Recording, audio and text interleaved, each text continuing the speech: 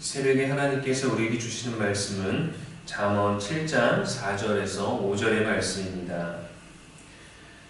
지혜에게 너는 내 누이라 하며 명철에게는 너는 내 친족이라 하라. 그리하면 이것이 너를 지켜서 음녀에게 말로 부리는 이방 여인에게 빠지지 않게 하리라. 아멘. 이는 살아계신 우리 하나님의 말씀입니다. 이 시간 큰 바위의 얼굴이라는 제목으로 말씀 나누겠습니다. 오늘 4절 말씀에서는 지혜를 누이로, 명철을 친족으로 여기라고 합니다.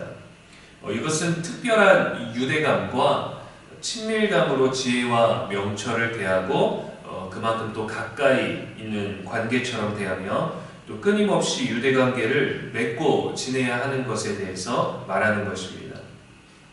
요즘은 대가족보다는 핵가족이 이전보다 훨씬 더 많아졌고 1인 가구도 많아졌습니다. 형제나 친족이 거의 없거나 어울리지 않는 세대가 많기 때문에 가족과 친족 간의 유대관계를 이해하기 어려운 시대가 되었는지도 모르겠습니다. 예전에는 가난했지만 형제들이 많았습니다. 어려운 살림에도 한 방에서 대가족이 모여 사는 경우가 있었기 때문이죠. 예절, 질서, 배려, 책임 등 어린 나이에서도 굉장히 배워야 되는 것들이 많았었죠. 그래서 서로 챙겨주고 또 터울도 많은 형제들, 또 서로 챙기고 신경 써야 되고 따라야 되는 사람들이 많았을 때 그런 관계 속에서 서로의 꿈도 함께 나누고 또 서로의 어떤 질서에 대해서 그런 것들에 대해서 알려주기도 하고 배우게 되는 것들도 많았고 특별히 힘들었지만 가난했지만 우애가 있었던 것 같습니다. 이렇게 형제들이 서로 엉켜 살면서 서로 우애를 가지고 서로 함께하는 것처럼 말씀을 가까이 하고 말씀에 따라서 살고 또 말씀의 그늘 아래에 있고 또 그렇게 귀하게 여기고 살아가야 되는 것을 권면하는 겁니다. 미국의 소설가 나다나엘 호돈 또 그가 말년에 쓴 큰 바위 얼굴이라는 단편 소설이 있습니다. 미국의 작은 마을에 큰 바위 얼굴이라 불리는 거대한 얼굴 모양의 바위 산이 있습니다. 이 마을에 사는 주인공 어니스트는 어린 시절부터 이 바위 산을 보고 자랐고 자신의 어머니로부터 언젠가 저 큰 바위 얼굴과 닮은 그 바위 산과 닮은 얼굴의 위대한 사람이 등장할 거라는 전설을 듣고 기대하면서 그 만남을 고대하며 살아갑니다. 세월이 흐르는 동안에 돈 많은 부자, 또 싸움 잘하는 장군, 또 말 잘하는 정치인, 글 잘 쓰는 시인들을 만나게 되는데 큰 바위 얼굴처럼 위대하고 훌륭한 사람들로 느껴지거나 보이진 않았습니다. 목수로 일하던 어니스트가 은퇴하고 사람들에게 가르침을 주고 깨우치는 설교자가 되었습니다. 그러던 어느 날 어니스트의 설교를 듣던 한 시인이 그를 가리켜서 큰 바위 얼굴과 비슷하다라고 말하죠. 그의 가르침을 듣던 사람들도 비로소 큰 바위 얼굴을 닮은 사람이 나타났다라고 놀라지만 어니스트는 자신보다 더 훌륭하고 위대한 인물이 큰 바위 얼굴을 닮은 사람일 것이다 라고 겸손하게 얘기를 합니다.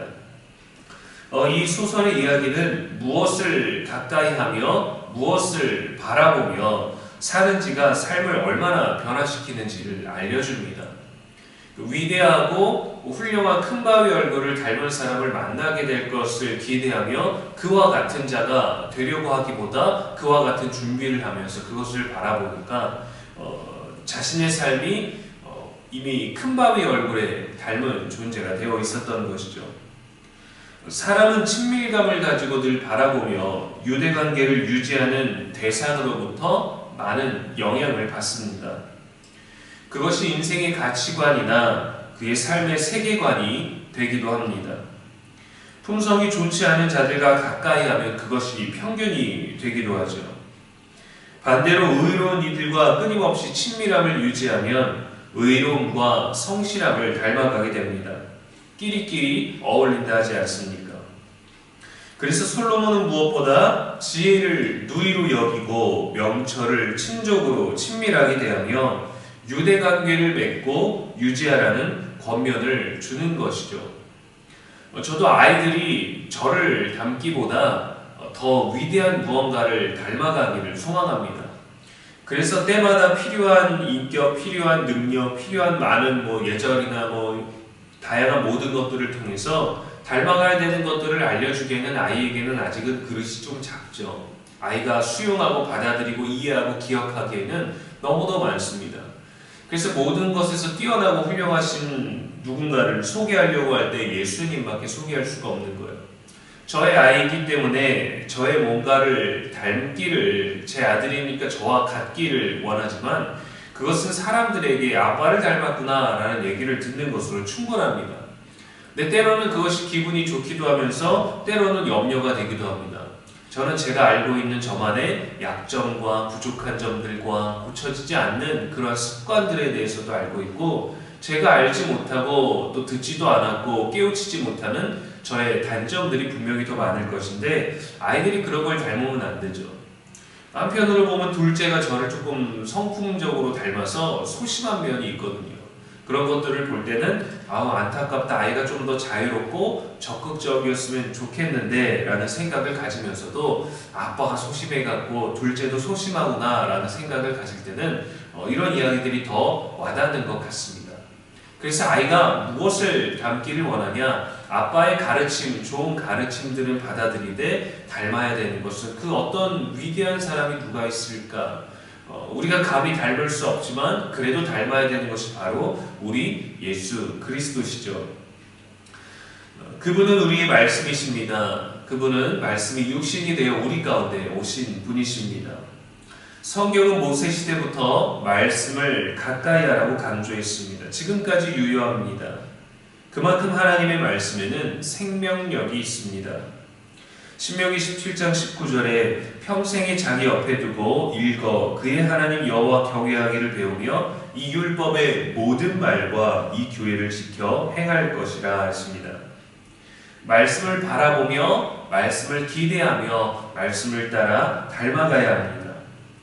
소설의 주인공 어리스트가 큰 바위 얼굴을 바라보며 닮아간 것과 같은 맥락이죠. 지혜를 가까이 해야 유혹을 이깁니다. 늘 큰 바위 얼굴을 바라보았기에 본질을 잃지 않고 자신의 삶을 지혜롭게 지킬 수 있었습니다. 우리도 예수 그리스도를 바라보고 그의 온전하심을 닮아가야 합니다. 말씀에서 벗어나지 않는 지혜를 지켜내야 합니다. 히브리서 12장 2절에 믿음의 주요 또 온전케 하시는 이 예수를 바라보자 했습니다. 우리 하나님의 얼굴을 뵙기를 소원하고 기대하며 늘 말씀과 기도를 가까이 하면 우리 안에서 하나님의 형상을 발견하게 될 것입니다. 이 또한 지혜를 통해 이루어지는 일입니다. 하나님은 큰 바위 얼굴보다 더 훌륭하시고 더 위대하시고 큰 바위보다 더 큰 바위도 지으신 분이시기 때문입니다. 전능하신 그분을 바라보며 더 가치 있는 더 나은 오늘을 살 수 있는 저와 여러분 되기를 주님의 이름으로 축원합니다. 기도하겠습니다. 전능하신 하나님 아버지, 새벽에도 우리에게 말씀 주시니 감사합니다. 오늘 말씀을 통해 지혜와 명철을 가까이 하게 하시니 감사를 드립니다.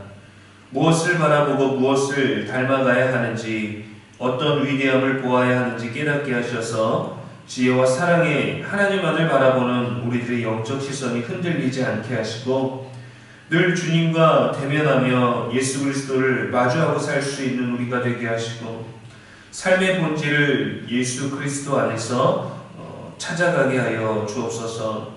날씨가 많이 춥습니다. 우리의 건강을 잘 돌보게 하시고 저녁에 있을 수요 기도회 가운데도 함께 하사 늘 말씀에서 주시는 크고 작은 깨달음과 은혜를 가지고 늘 변화된 삶, 더 나은 우리가 될 수 있도록 성령여 인도하여 주옵소서. 오늘도 우리의 영원한 지혜와 소망이 되신 예수님의 이름으로 기도합니다. 아멘.